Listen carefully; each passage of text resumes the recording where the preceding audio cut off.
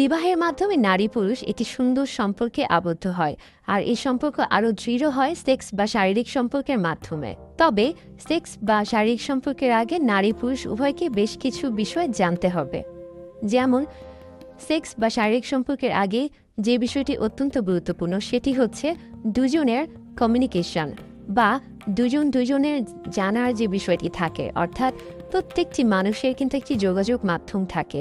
স্বামী স্ত্রী উভয়ের ক্ষেত্রে দুজনকে জানতে হবে, বুঝতে হবে, দুজনের ভালো লাগা বা ভালোবাসার যে জিনিসগুলি আছে সেই জিনিসগুলোকে প্রাধান্য দিতে হবে। এই ক্ষেত্রে আরেকটি গুরুত্বপূর্ণ বিষয় হচ্ছে দুজনের প্রতি বিশ্বাস, শ্রদ্ধাবোধ।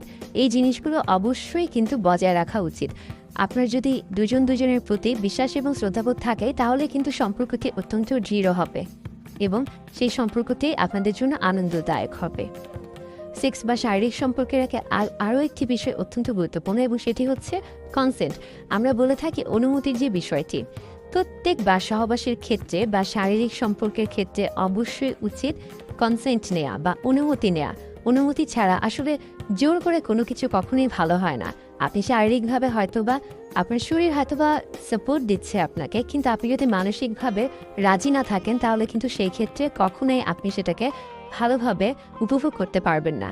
তাই যে কোনো সম্পর্কের ক্ষেত্রেই কিন্তু শারীরিক এবং মানসিকভাবে সম্মতি দেওয়া অত্যন্ত গুরুত্বপূর্ণ একটি বিষয়।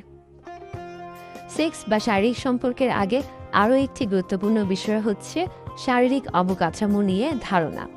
প্রত্যেকের নারী পুরুষ উভয়েরই, অর্থাৎ স্বামী স্ত্রী উভয়েরই দুজনের শারীরিক অবকাঠামো সম্পর্কে একটা ধারণা থাকতে হবে।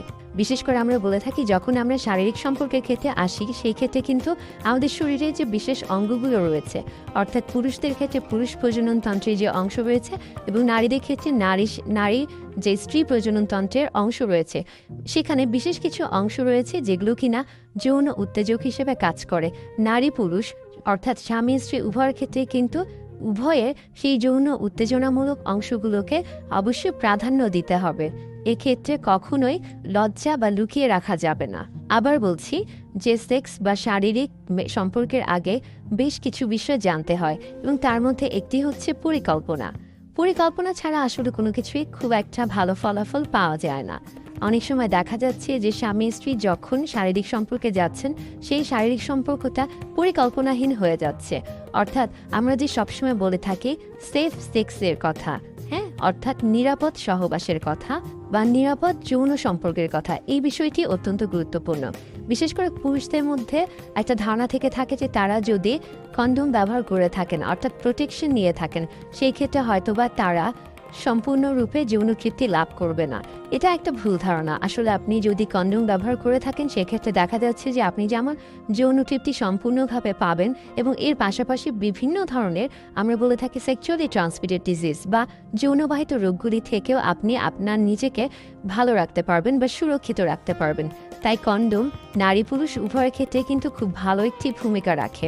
সেক্স বা শারীরিক সম্পর্কের ক্ষেত্রে একটি বিষয় জানা খুবই জরুরি এবং সেটি হচ্ছে সময়ের যে ব্যাপারটা। আমরা বলে থাকি যে স্বামী স্ত্রী যখন একসাথে মেলামেশা করছে বা যখন একটা শারীরিক সম্পর্কে যাচ্ছে তাদের মধ্যে অনেক সময় দেখা যায় যে অনেকেই মনে করেন যে এই ক্ষেত্রে শারীরিক সম্পর্কের ক্ষেত্রে হয়তোবা কত সময় ধরে শারীরিক সম্পর্ক করছে এটা গুরুত্বপূর্ণ।